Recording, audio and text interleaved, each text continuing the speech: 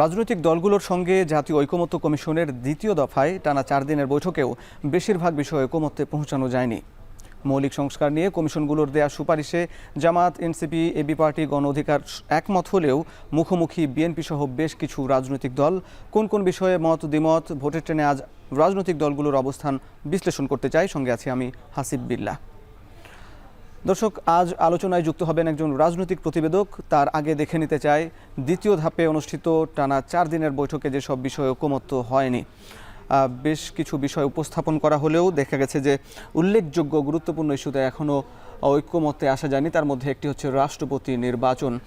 দেখা গেছে যে রাষ্ট্রপতি নির্বাচন প্রক্রিয়ায় যে রাজনৈতিক দলগুলো একমত হয়েছে যে রাষ্ট্রপতি নির্বাচন নিম্নকক্ষ এবং উচ্চকক্ষ, কিন্তু ইলেকট্রাল পদ্ধতিতে বাংলাদেশের মতন একটি দেশে ইলেকট্রাল পদ্ধতিতে রাষ্ট্রপতি নির্বাচন নিয়ে প্রশ্ন তুলেছে বেশ কিছু রাজনৈতিক দল এবং সেখানে স্থানীয় সরকারের প্রতিনিধিরাও অংশ নিতে পারবে কি না পারবে না এ নিয়ে মতপার্থক্য দেখা যাচ্ছে। এছাড়া দেখা যাচ্ছে যে উচ্চকক্ষ গঠন প্রক্রিয়াটা কীরকম হবে। উচ্চকক্ষ গঠন প্রক্রিয়ায় বেশ কিছু দল বলছে যে তারা সারা দেশে যত সংখ্যক ভোট পাবে তার ভিত্তিতে উচ্চকক্ষ গঠন হবে, এবং বেশ কিছু দল বলছে যে শুধুমাত্র নিম্নকক্ষের যারা যত শতাংশ আসন পাবে সে আসনের ভিত্তিতে উচ্চকক্ষ গঠন হবে। এ নিয়েও কিন্তু মতপার্থক্য রয়েছে। এছাড়া দেখা গেছে যে প্রধানমন্ত্রীর মেয়াদ নিয়ে মতপার্থক্য। প্রধানমন্ত্রীর মেয়াদ নিয়ে বিএনপি শুরু থেকে বলে আসছে দুইবারের, বেশ কিছু রাজনৈতিক দল বলছে যে পরপর দুইবারের বেশি প্রধানমন্ত্রী আর হতে পারবে না, এবং বিএনপি বলছে পরপর দুইবারের বেশি প্রধানমন্ত্রী নয়। এছাড়া দেখা গেছে যে জাতীয় সাংবিধানিক পরিষদ এনসিসি গঠন নিয়ে মতপার্থক্য দেখা গেছে, এবং সেখানে নির্বাহী ক্ষমতার নিয়ে এবং জবাবদিহিতা নিয়ে প্রশ্ন তুলছে বিএনপি। এছাড়া নারী আসন নিয়েও কিন্তু মতপার্থক্য দেখা গেছে। নারী আসন নির্বাচিত হবে নাকি বন্টন পদ্ধতি হবে, এই বিষয়গুলো নিয়ে। দর্শক, এইসব বিষয় নিয়ে আলাপ করতে চাই, এবং এই সব বিষয় নিয়ে আলাপ আলোচনার জন্য আজকে যুক্ত আছেন একজন রাজনৈতিক প্রতিবেদক এবং বিশ্লেষক রাজীব আহমেদ যুক্ত হচ্ছে তার সঙ্গে। স্বাগত এখন টেলিভিশনের নিয়মিত আয়োজন ভোটের ট্রেনে। রাজীব ভাই, আপনার কাছে শুরুতেই জানতে চাই যে আপনি ধন্যবাদ। আপনি সংবাদ সংগ্রহ করেন এবং বিশ্লেষণ করেন এই সব বিষয়গুলো রাজনৈতিক প্রতিবেদক হিসেবে দীর্ঘদিন ধরে। এই যে বিষয় নিয়ে আলাপ বা মতনৈক্য হচ্ছে, এর মধ্যে রাষ্ট্রপতি নির্বাচন, উচ্চকক্ষ গঠন এবং ইলেকটোরাল কলেজ পদ্ধতি, এনসিসি, এই সব বিষয়গুলো কিন্তু একটি অপরটির সঙ্গে যুক্ত। এবং যদি শুরুতে আমরা এক এক করে আলোচনায় যাই, শুরুতেই যদি দ্বিকক্ষ সংসদ প্রতিষ্ঠার ব্যাপারে যদি দেখি যে অনেক রাজনৈতিক দলই একমত, তবে দ্বিকক্ষ বিশিষ্ট কিভাবে নির্বাচিত হবে সেটি নিয়ে দ্বিমত রয়েছে। এবং 23টি রাজনৈতিক দলই বলছে যে যেসব দল সবচেয়ে বেশি সংখ্যক ভোট পাবে সে ব্যাপারে উচ্চকক্ষ গঠন হবে। বিএনপি আবার এখানে বিরোধিতা করছে। আসলে বিএনপি বলছে যে বাংলাদেশের প্রেক্ষাপটে 2/3 আসন পাবে না সংখ্যাগরিষ্ঠ দল, সেক্ষেত্রে আইন প্রণয়ন ও সংবিধান সংশোধনে প্রতিবন্ধকতা তৈরি হবে। আসলে এটার বাস্তবতা কতটুকু, এর যৌক্তিকতা কি, আপনার কাছে জানতে চাই। ধন্যবাদ হাসিব, আমাকে আমন্ত্রণ করার জন্য। আমি আপনাকে একটু পূর্বপর সহ বলি। সেটি হচ্ছে যে 5টি কমিশনের কিন্তু 166টি সুপারিশ। এই 166টি সুপারিশের মধ্যে 140-45টিতে মোরললেস সব পার্টি একমত। এগুলো খুব বড় কিছু না। যেই জায়গাগুলো নিয়ে বিরোধ তৈরি হচ্ছে, ডিবেট ক্রিয়েট হচ্ছে, সেটি হচ্ছে যে উচ্চকক্ষ, এনসিসি এবং হচ্ছে আপনার প্রাইম মিনিস্টারের টার্ম লিমিট। তো যেই আলাপটি হচ্ছে সেটি হচ্ছে যে বলা হচ্ছে যে একটি উচ্চকক্ষ ক্রিয়েট করা হবে। তো বিএনপি 2023 সালে তার সমমনা দলদের নিয়ে যেই 31 দফা দিয়েছে, সেই দফাতে কমিটমেন্ট করা হয়েছে যে একটি উচ্চকক্ষ প্রতিষ্ঠা করা হবে। তো গত কয়েকদিনের আলাপে রাজনৈতিক দলগুলো 30টি দলের মধ্যে সিপিবি বাসদ ছাড়া সবাই বলেছে যে তারা উচ্চকক্ষের পক্ষে, এবং 100 সদস্যের উচ্চকক্ষের বিষয়েও একটা কনসেনসাস বিল্ড আপ হয়েছে। যদিও কমিশনের প্রস্তাব ছিল 105 সদস্যের 5 জন রাষ্ট্রপতির দ্বারা মনোনীত হবেন। তো এখন প্রশ্নটা হচ্ছে যে উচ্চকক্ষ হবে কিভাবে। তো আমাদের যেই নির্বাচন ব্যবস্থা সংস্কার কমিশন, তারপরে আপনার সংবিধান সংস্কার কমিশন, এই 2টা কমিশনের প্রস্তাব হচ্ছে রাজনৈতিক দলগুলো যে যত শতাংশ ভোট পাবে তত শতাংশ উচ্চকক্ষে আসন পাবে। আমি আপনাকে যদি একটু প্রিভিয়াস হিস্ট্রিতে নিয়ে যাই, তাহলে দেখেন যে 2008 সালের নির্বাচনটাকে আপনি একটা ক্লাসিক এক্সাম্পল হিসেবে নিতে পারেন। 2008 সালের নির্বাচনে বিএনপি 34% পপুলার ভোট পেয়েছিল নির্বাচনে, 34%।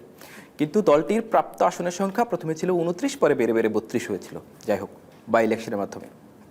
তো একটি দল সারা দেশে 34% ভোট পেয়ে মাত্র 29টি আসন পেয়েছিল।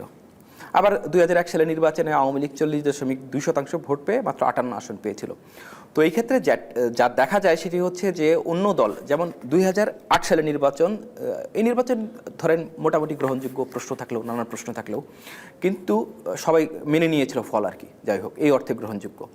তো 2008 সালের নির্বাচনে আওয়ামী লীগ 49% ভোট পেয়েছে। তার মানে কি, যে দেশের 51% মানুষ তার বিরুদ্ধে ভোট দিয়েছে, মেজরিটি গভর্নমেন্টের বিরুদ্ধে। আপনি যদি আওয়ামী লীগের অ্যালাইদের সঙ্গে ধরেন, জাতীয় পার্টি, ওয়ার্কার্স পার্টি এবং জাসদকে, তাহলেও তাদের প্রাপ্ত ভোটের সংখ্যা 59%। কিন্তু সেই নির্বাচনে আওয়ামী লীগের অ্যালায়েন্স সহ আবার মহাজোট আসন পেয়েছিল 266, যা একটি ভয়ঙ্কর বিপদ তৈরি করেছিল বাংলাদেশের ক্ষেত্রে। যেমন পঞ্চদশ সংশোধনীর মাধ্যমে সংবিধানের 150টা অনুচ্ছেদের 62টা অনুচ্ছেদে বড় ধরনের পরিবর্তন আনা হয়েছিল, এবং আপনার কনস্টিটিউশনের আর্টিকেল 7A, 7(2) এবং 141 এইগুলো 142 এগুলো যুক্ত করার মাধ্যমে যেটি করা হয়েছিল যে এই এতগুলো ধারাকে, প্রথম ভাগের সবগুলো, দ্বিতীয় ভাগের সবগুলো, তৃতীয় ভাগের সবগুলো, এতগুলো ধারাকে বলা হয়েছিল যে এগুলো দুষ্পরিবর্তনীয়। আপনি যদি 2/3 মেজরিটি পান তাহলেও আপনি এগুলো চেঞ্জ করতে পারবেন না। তাহলে তো এটা একটা বিপদের বিষয়, কারণ আওয়ামী লীগ 2/3 মেজরিটি পেয়ে এই কাজটি করেছিল। তো এখন প্রশ্ন হচ্ছে, এবার আমরা আসি কমিশনের প্রস্তাব এবং দলগুলোর অবস্থান নিয়ে। এখন দেখেন, কমিশন প্রস্তাব করেছে যে এই পদ্ধতি, এইরকম যেন মেজরিটির যেন মিস ইউজ না হয়, সুপার মেজরিটির যেন মিস ইউজ না হয়, সেই জন্য পার্লামেন্টের 2টা কক্ষ থাকুক, একটি নিম্ন কক্ষ আর একটি উচ্চ কক্ষ। আমি আপনাকে 2008 সালের এক্সাম্পল দিয়ে বলি। 2008 সালে সেই সময় যদি নির্বাচনের পর যদি আমাদের একটা উচ্চ কক্ষ থাকতো 100 সদস্যের, এখন যেভাবে করতে চাওয়া হচ্ছে উচ্চ 100 সদস্যের, তাহলে 34% ভোটের জন্য বিএনপি নিশ্চিতভাবেই 34-35টি আসন পেত। 4.7% ভোটের জন্য জামায়াত 4.7 বা 5 আসন পেত। তো দেখা যেত যে 40-41টি আসন বিরোধী দলের হাতে থাকতো।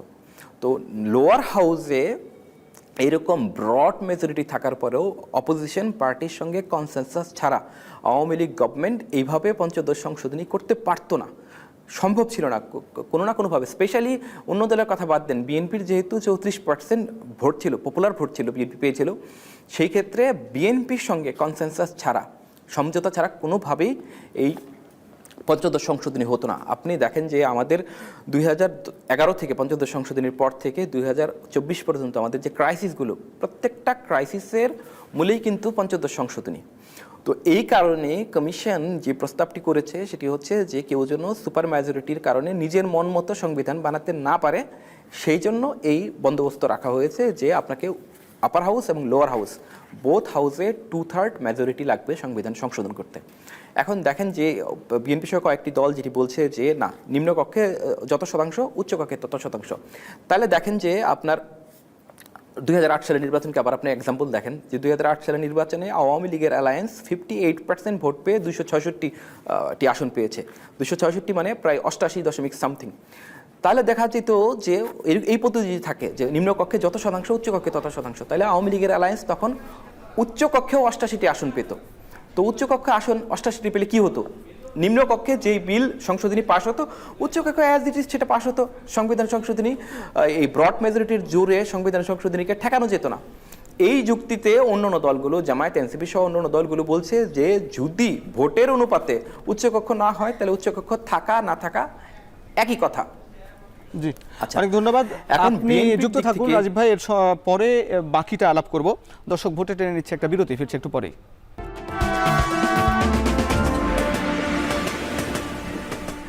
বিরতির পর স্বাগত। ভোটের ট্রেনে আলোচনা করছি রাজনৈতিক প্রতিবেদক রাজীব আহমেদের সঙ্গে। রাজীব ভাই, যে বিষয়টা আলাপ করছিলাম উচ্চকক্ষ নিয়ে, বিএনপি আশঙ্কা করছে যে যে কোনো আইন প্রণয়ন এবং পরবর্তীতে অথবা আইন সংশোধনের ক্ষেত্রেও নানামুখী জটিলতার মুখে পড়তে পারে। সেক্ষেত্রে বিএনপির এই আশঙ্কা কতটা বাস্তবসম্মত? আচ্ছা, আমি ধন্যবাদ আপনাকে প্রশ্নটি করার জন্য। সেটি হচ্ছে যে বিএনপি যে কথাটি বলছে যে অতীতের নজির অনুযায়ী কোনো নিরপেক্ষ নির্বাচনে বা গ্রহণযোগ্য নির্বাচনে 96, 91, 96, 2001 বা 2008 কোনো নির্বাচনে কোনো দল এককভাবে 50% ভোট পায়নি বা 50-এর প্লাস ভোট পায়নি। সুতরাং কোনো দলের পক্ষে উচ্চকক্ষে সিম্পল মেজরিটি বা সংবিধান আইন প্রণয়নের জন্য, বিল প্রণয়নের জন্য, বিল পাশের জন্য পর্যাপ্ত মেজরিটি থাকবে না। আপনি যদি সংবিধান সংস্কার কমিশনের যে মূল প্রতিবেদনটি সেটি দেখেন, তাহলে আপনি দেখবেন যে এই আশঙ্কাটি ঠিক না। কারণ উচ্চ কক্ষের 2/3 সমর্থন শুধুমাত্র সংবিধান সংশোধনের জন্য লাগবে। আইন প্রণয়নের জন্য উচ্চ কক্ষের কনসেন্টের কোনো রকম কোনো প্রয়োজন নেই। ধরুন যেমন বাজেট তো সরকারের এক্সিকিউটিভের বিষয়। যেই সরকার নির্বাচিত হয়েছে সেই সরকারের দায়িত্ব হচ্ছে বাজেট, এবং সেইটার জন্য জবাবদিহি জনগণের কাছে করবে বাধ্য। বাজেটের অর্থ বিলটা শুধুমাত্র নিম্নকক্ষের বিষয়, উচ্চকক্ষে যাবেই না। আচ্ছা, আর অন্য বিষয় যেগুলো আছে, অন্য আইন, সেই আইনটা নিম্নকক্ষে পাশ করার পর সিম্পল মেজরিটিতে 300-এর মধ্যে 151 সিম্পল মেজরিটিতে পাশ করার পর এটা আপার হাউসে যাবে, উচ্চকক্ষতে যাবে। উচ্চকক্ষতে 100 জনের মধ্যে 51 জনের সমর্থন যদি পায় তাহলে তাৎক্ষণিকভাবে পাশ হয়ে গেল, রাষ্ট্রপতির কাছে যাবে। যদি উচ্চকক্ষের পাশ না হয় তাহলে কি হবে?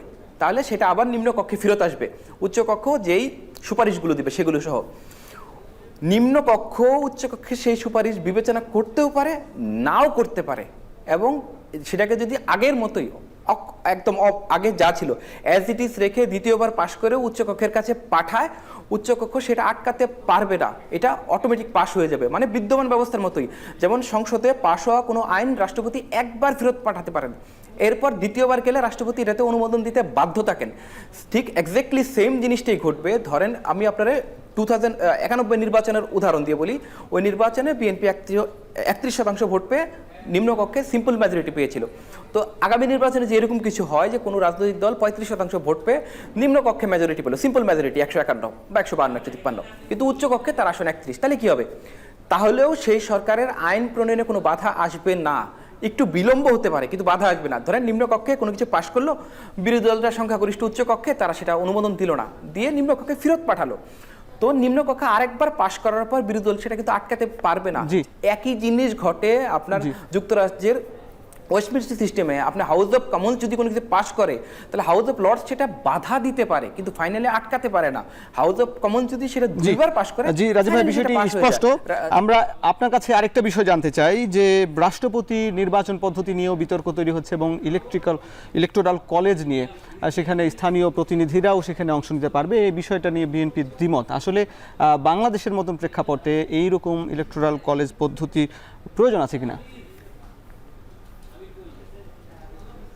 দেখেন, আইডিয়াটা নতুন, আইডিয়াটা প্রয়োজন আছে কি নাই এটা রাজনৈতিক দলগুলো ঠিক করবে। আমি শুধু আপনাকে এটাকে টেকনিক্যাল দিকটা বলতে পারি। এটার টেকনিক্যাল দিকটা হচ্ছে পুরোপুরি আপনার ইউএসের মতো বা কিছুটা ভারতের মতো বা কিছুটা পাকিস্তানের মতো। এইখানে যে সিস্টেমটা করা হচ্ছে আমাদের দেশে যেটা হয়েছে, আপনি মনে করতে পারেন যে শেষ কবে পার্লামেন্টের রাষ্ট্রপতি নির্বাচন হয়েছে 1991-এ আব্দুর রহমানের বিরুদ্ধে আওয়ামী লীগ প্রার্থী করেছিল বিচারপতি বদরুল হায়দারকে। এরপরে 96, 2001, 2008 আর কখনোই অপোজিশন প্রার্থী দেয় নাই। কারণ কি? কারণ হচ্ছে এইখানে আপনি ভোট হয় ওপেন, সরকারি দলের প্রার্থীরা হাত উঁচু করে বা এমপিরা হাত উঁচু করে ভোট দেবেন।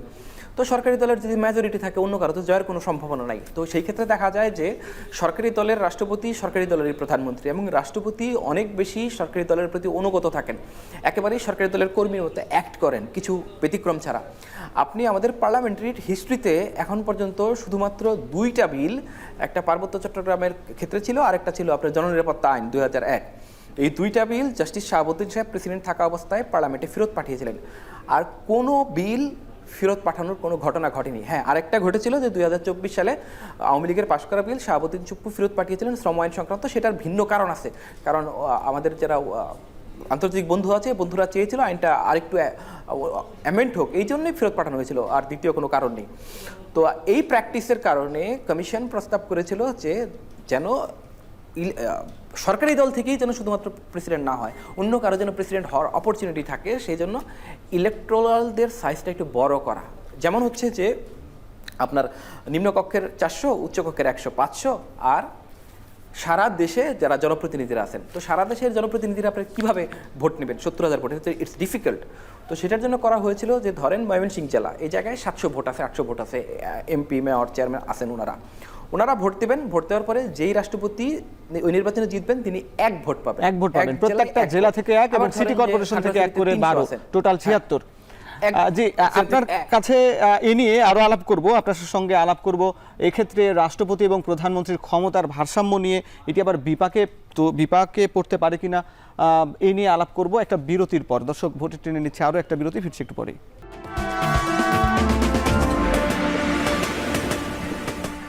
বিরতির পর স্বাগত।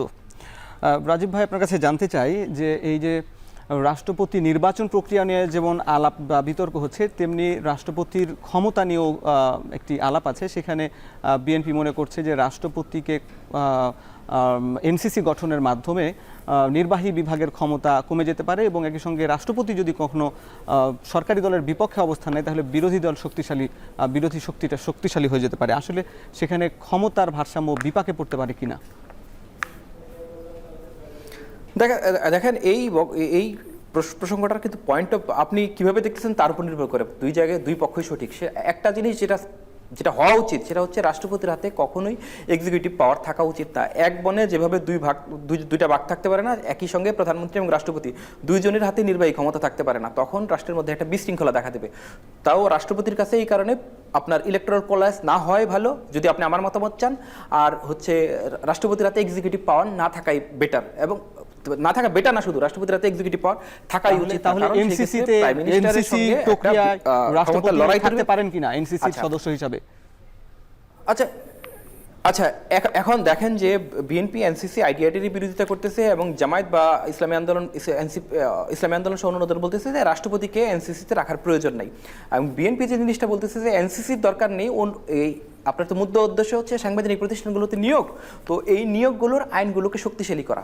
তো দুইটাই সমাধান হতে পারে। এনসিসি একটা ভালো সমাধান, যে রাষ্ট্রপতি না থাকলেও আপনার লিডার অফ দ্য অপোজিশন থাকলেন, 2 হাউসের স্পিকার থাকলেন, 2 হাউসের বিরোধী দলের ডেপুটি স্পিকার থাকলেন, প্রাইম মিনিস্টার থাকলেন, আর আপনার আদার্স পার্টির একজন থাকলো। সেক্ষেত্রে একটা সমতা থাকলো।